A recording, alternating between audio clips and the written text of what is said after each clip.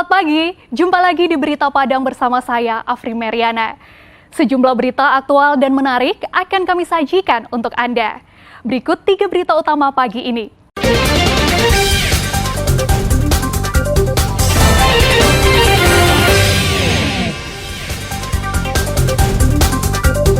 Warga binaan kasus narkotika meninggal. Keluarga korban menuntut keadilan. Sepasang suami istri luka-luka dianiaya iparnya sendiri karena kentut di depan iparnya itu. Pejudi ditangkap Satreskrim Polres Mentawai.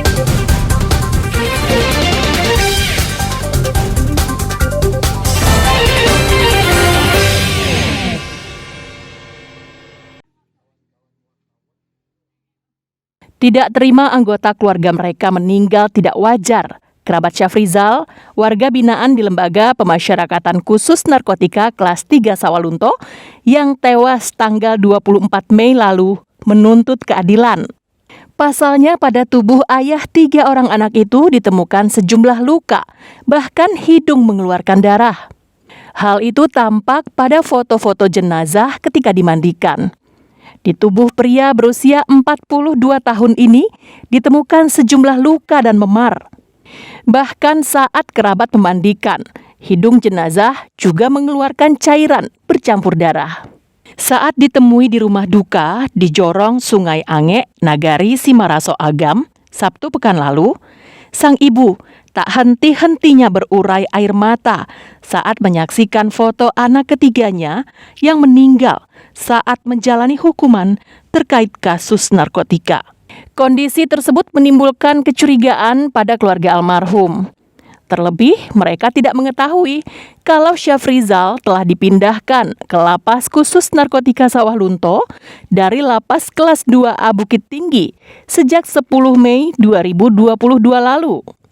Pihak keluarga hanya diberitahu oleh pihak Lapas Khusus Narkotika Sawalunto bahwa kondisi kesehatan Syafrizal menurun drastis, terputus minum obat, sering linglung, dan berhalusinasi. Bahkan sebelum dibawa ke rumah sakit, Syafrizal dilaporkan terjatuh. Itulah sebabnya pihak lapas kemudian membawa Syafrizal ke rumah sakit Sawalunto untuk mendapatkan perawatan. Namun keluarga tidak percaya begitu saja. Mereka merasa ada kejanggalan pada kematian Syafrizal. Pihak keluarga menuntut keadilan dan telah menghubungi lembaga bantuan hukum untuk mencari fakta sebenarnya penyebab kematian kerabat mereka. Kita mau menuntut keadilan buat saudara kita yang meninggal secara tidak wajar di dalam lembaga. Waktu meninggalnya di Lapas Sawalunto, Bang, khusus narkoba. Kata mereka, pihak keluarga yang meninggal ini karena putus obat dan jatuh, Bang. Dari hasil rekam medis di Rumah Sakit Sawalunto dinyatakan bahwa Syafrizal mengidap penyakit meningitis tuberkulosis atau peradangan di selaput otak. Jasad ayah 3 orang anak itu dikuburkan di kompleks pemakaman keluarga yang berada di Simaraso, Kabupaten Agam. Dina Amrina melaporkan dari Kabupaten Agam.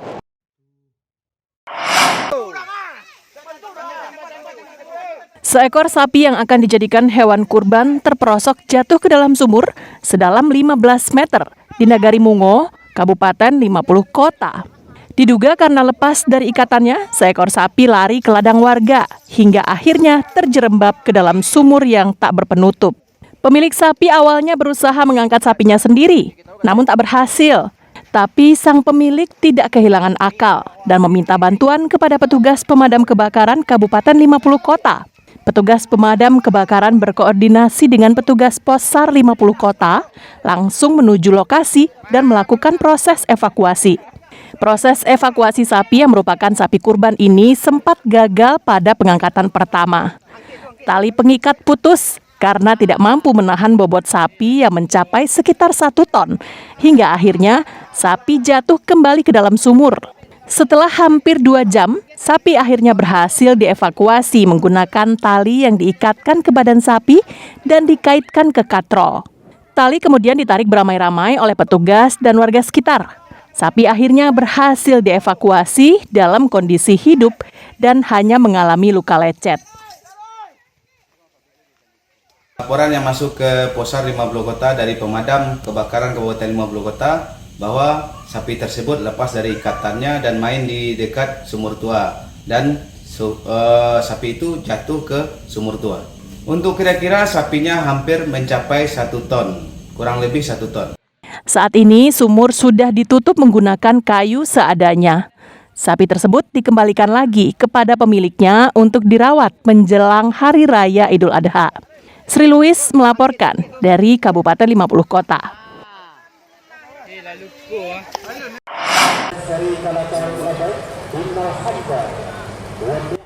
Ratusan calon haji dari Padang diberangkatkan ke Tanah Suci Sabtu pekan lalu.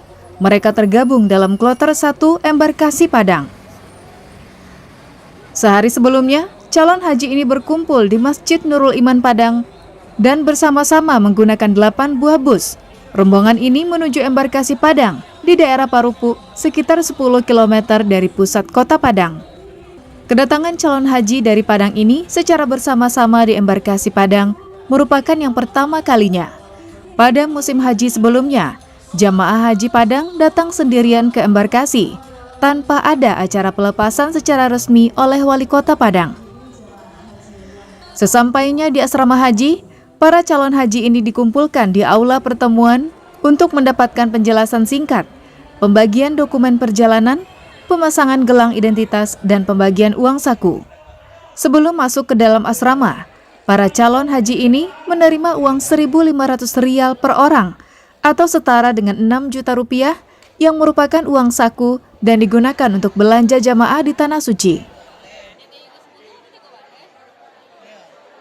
Dengan keberangkatan kloter pertama, gelombang pertama ini yang diisi oleh jemaah Kota Padang semuanya. Dengan kegiatan ini pertama sekali Kota Padang memberangkatkan jemaahnya yang sekaligus masuk ke embarkasi. Biasanya jemaah Kota Padang itu kan datang ke embarkasi itu ada 5 orang, 10 orang. Setelah tertunda oleh pandemi COVID yang tadinya harus berangkat tahun 2020, tapi alhamdulillah sekarang Allah mengizinkan, dan tentu juga pemerintah Arab Saudi juga membuka kerannya dilaksanakannya penyelenggaraan ibadah haji tahun 1443 Hijriah. Embarkasi Padang akan memberangkatkan 2.840 orang calon jamaah haji mulai tanggal 4 Juni hingga 2 Juli. Calon jamaah haji yang berangkat dari embarkasi Padang ini berasal dari Sumatera Barat dan Bengkulu. Mereka terbagi dalam 8 kelompok terbang. Robiham melaporkan dari Padang.